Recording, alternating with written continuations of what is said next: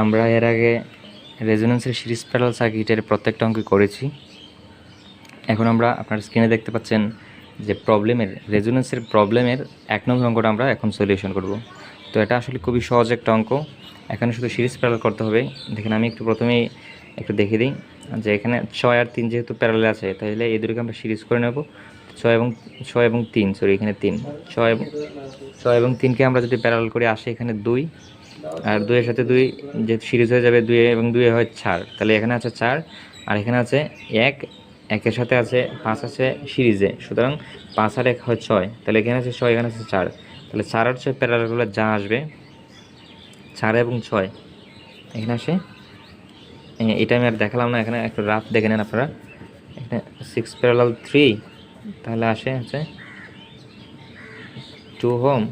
হ্যাঁ, তারপরে এখানে আসে, তো সার্কিটটা কীরকম হয়, 4 আছে, এখানে আছে 2, আর এখানে আমরা পেলাম 2, এই যে 2, 2, আর এখানে 2টাকে আমরা একটা করে দিলাম, তাহলে আসে 5 আর 1 আসে 6, এখানে আসে 8, এখানে আছে 4, এখানে আছে 8। এই হলো সমাধান। হ্যাঁ, এখন তো আপনারা নিশ্চয়ই পারবেন, কারণ এখানে 6 আছে আর এখানে 4 আছে, 2টা আছে প্যারালালে, তারপরে আছে সবগুলো আছে সিরিজে। তো দেখেন, আর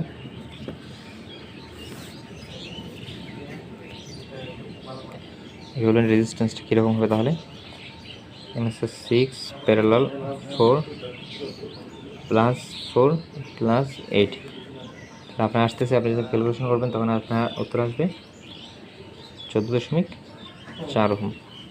এটা হলো আনসার। আপনারা বুঝতে পারছেন। তো দেখুন, এখন আমরা 2 নম্বরটা করব। তো 2 নম্বর অঙ্কটাতে বলা আছে অবটেইন দ্য ইকুইভ্যালেন্ট রেজিস্ট্যান্স, তারপরে এই সার্কিটটা দেওয়া আছে। তো সার্কিটটাতে আপনারা দেখতে পাচ্ছেন, এটাকে আমি বলেছিলাম যে এই যে দেখেন আপনারা, এখানে কিন্তু সম্পূর্ণটা পথ, এই যে এদিকে যাচ্ছে কারেন্ট যাচ্ছে, এদিকে কারেন্ট যাচ্ছে, এদিকে কারেন্ট যাচ্ছে, এদিকে কারেন্ট যাচ্ছে, এদিকে কারেন্ট যাচ্ছে, এদিকে কারেন্ট যাচ্ছে এবং এদিকে চলে আসছে। তো যেহেতু এটা একটা শর্ট পথ, আমরা সহজেই বুঝতে পারছি, কারণ আমরা জানি কারেন্ট সবসময় সহজ পথে চলাচল করে। তো কারেন্ট কোন দিকে যাবে, এখান থেকে কারেন্ট এখানে আসলো, আয়সা এদিকে যাইতো অথবা এদিকে যাইতো, কিন্তু যেহেতু এখানে একটা বাধা আছে, তাহলে কারেন্টটা এদিকে চলে যাবে। কারেন্ট যদি এদিকে গিয়ে এদিকে চলে যায়, তাহলে সার্কিট কিন্তু সম্পূর্ণ হয়ে গেছে, অর্থাৎ মাঝখানে যে লোডগুলো আছে তার কোনো ভ্যালু থাকবে না। সুতরাং এখানে মাঝখানে আমরা কোনো রেজিস্ট্যান্স পাবই না, সুতরাং আর এ বি ইকুয়াল 0।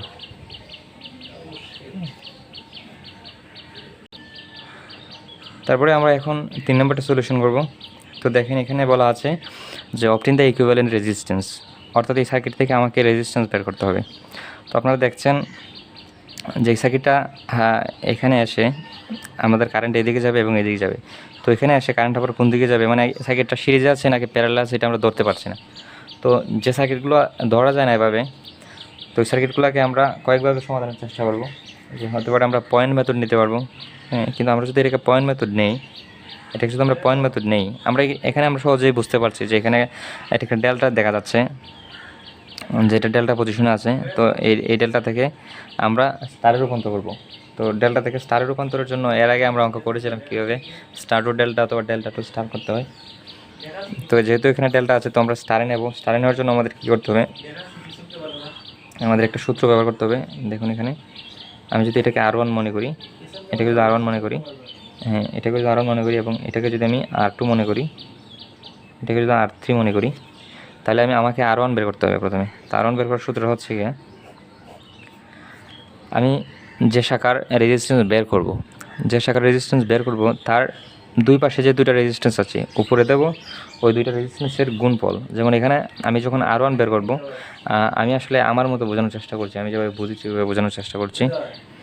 দেখুন, আমি যখন R1 বের করব, তখন R1 এর বিপরীতে দুইটা শাখা আছে, এখানে আছে 10 ওহম এবং এর ওই পাশে আছে, বিপরীত পাশে আছে 30 ওহম, দুইটার মাঝখানে আছে R1। তো যে দুইটার আমি যে শাখাটা বের করবো এর দুই পাশে যে দুইটা লোড আছে, ওই দুইটা লোড আমি উপরে লিখবো। তাহলে এখানে 10 গুণ 30,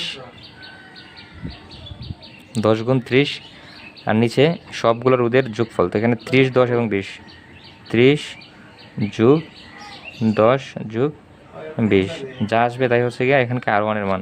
তো একইভাবে আমরা R2 বের করব। তো R2-র জন্য আমাদের কী করতে হবে, এই যে দেখেন R2-র দুই পাশে দুইটা আছে, এখানে 10 আছে, এখানে 20 আছে। তো এখানে 10 গুণ 20, 30 যোগ 10 যোগ 20, বেশ আমরা R2 পেয়ে যাব। একইভাবে আমরা R3 বের করব। তো আমরা R3 বের করবো। R3 বের করার জন্য আমাদের কী করতে হবে, একইভাবে আমরা যখন R3 বের করবো তখন দুই পাশের দুইটা রোধ 30 গুণ 20, দুই পাশের দুইটা রোধ, দুই পাশের দুইটা রোধ আমি উপরে দিলাম এবং নিচে হবে সবগুলো রোধের যোগফল 30 + 10 + 20। এখন আমরা ক্যালকুলেশন করলেই আমরা R1, R2 এবং R3 পেয়ে যাব। হ্যাঁ, এবং আমাদের নতুন নতুন যে সার্কিটটা হবে, দেখেন আমি নতুন সার্কিটটা আমরা এখানে কীরকম হবে, যেরকম আছে ওরকমই বসান, শুধু আপনি এই 3টা লোডকে বাদ দিয়ে ওই 3টা লোড বসাবেন। বসালাম, এই যে আমি আঁকছি দেখেন। তারপরে এদিক দিকে নিচে যাচ্ছে একটা, আবার নিচে আরেকটা রোধ আছে, এখানে একটা গেল R3, এখানে গেল R3, এখানে বসালাম, মান বসালাম। তাহলে এখন কি পাই আমরা, এখানে আছে 25, আর এখানে আমি ওই যে R1টা কী পাচ্ছি দেখি, R1টা বসাই। R1টা কি আসে 10, পরে হবে 10 গুণ 30, 30 যোগ 10 যোগ 20, তাহলে আসতেছে 5, অর্থাৎ এখানে 5 ওহম। একইভাবে আপনারা যদি এটা হিসাব করেন তাহলে পাবেন 3.33 ওহম, এবং এখানে পাবেন 10 ওহম। তাহলে আমরা R1 পাচ্ছি 5 ওহম, এবং এটা হচ্ছে R2টা পাচ্ছি হচ্ছে 3.33, হ্যাঁ, আর R3 হচ্ছে আমরা পাচ্ছি 10, এখানে ছিল 15, আর এখানে তো আগেই ছিল 5, বসলাম 5। তাহলে এই হলো আমাদের নতুন সার্কিট, এটা হলো A, এটা হলো B। তো এখন দেখেন, এখন আর আশা করি এখন আপনারা নিশ্চয়ই বুঝতে পারছেন যে এখন কীভাবে হয়ে যাবে। এখন আনসারটা বের করা খুবই সহজ হয়ে যাবে, কারণ এই দুটো আছে সিরিজে, এই দুটো আছে সিরিজে, এবং এই দুটো আছে সিরিজে, হ্যাঁ, তারপরেই আমরা পেয়ে যাব। তাহলে কী আসে কি হয় দেখেন, একটা সবগুলোকে আমি একত্র করে নিলাম, সার্কিটটাকে আবার এখানে নিলাম আপনাদের বোঝার সুবিধার জন্য, আর ইকুইভ্যালেন্ট।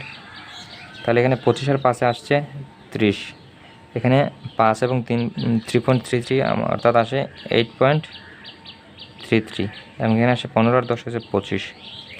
তাহলে আমরা এখন আর ইকুইভ্যালেন্ট বের করতে পারি, 25 প্যারালাল 8.33 প্লাস 30, যা আসছে তাই হচ্ছে উত্তর। কত আসে দেখেন, 25 ইনভার্স প্লাস 8.33 ইনভার্স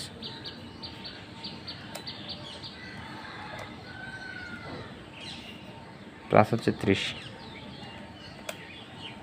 এই হলো উত্তর 34.24 ওহম। ঠিক আছে, এখানে বইয়ে রেজোনেন্স বইটাতে অ্যান্সার দেওয়া আছে,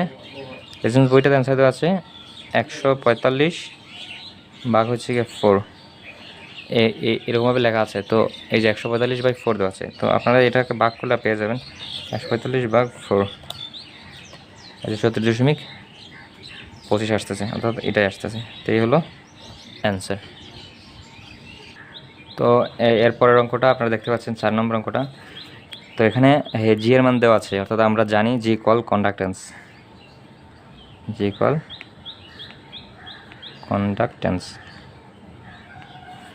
আর জি ইকুয়াল আসছে 1/r।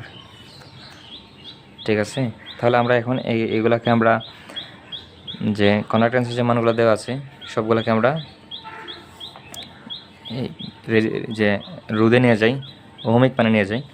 তাহলে কি আসে দেখেন, এখানে আসে 6 আছে, তাহলে 1/6 ইকুয়াল যত আসে এটা হচ্ছে একটা মান। এটাকে যদি আমি R1 ধরি, R1 পাবো। একইভাবে আমরা R2 পাবো, R2 হচ্ছে 1/5 যা আসে তা। তারপরে R3 যদি আমরা পাই 1/8, একইভাবে আমরা R4 equal 1/12। এই যে এখানে যে মানগুলো দেখতে পাচ্ছেন আপনারা, তো এখানে আমি ক্যালকুলেশন করলে প্রত্যেকটা মান পাবো। যে 1/6 দিলে 0.1667 আমরা ওহমিক মান পাচ্ছি। 1/5 0.2 ওহম, একইভাবে আমরা 1/8 তাহলে আমরা পাচ্ছি 0.125, তাহলে 1/0.0833, এই হচ্ছে মান। ঠিক আছে, তো এখন আমরা মানে যেভাবে আমরা সিরিজ প্যারালাল আমরা যেভাবে এর আগে করে এসেছি এভাবেই আমরা করব। তো জি এগুলো মান আমরা পেয়ে যাব, আসতেছে মানগুলো আসতেছে, দেখেন আমরা এই মানটাই বসাবো। 1.12 প্যারালাল 1/8, হ্যাঁ, তারপর প্লাস হচ্ছে 1/5, আবার সবগুলোর সাথে প্যারালাল হচ্ছে 1/6। হ্যাঁ, এভাবে দিলেও আসবে, আপনি যদি মান বসাই করেন তাহলেও আসবে, যেভাবে ইচ্ছা আপনি করতে পারেন। আমি বরাবরই করে নিচ্ছি।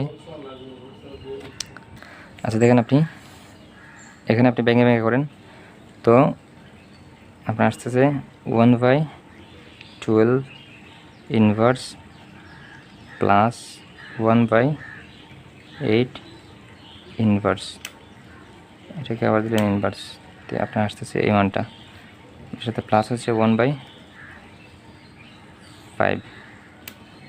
যে মানটা আমরা পেলাম এর সাথে ইনভার্স হচ্ছে 1/6 প্লাস 1/6 ইনভার্স, অর্থাৎ আপনি পাচ্ছেন 0.1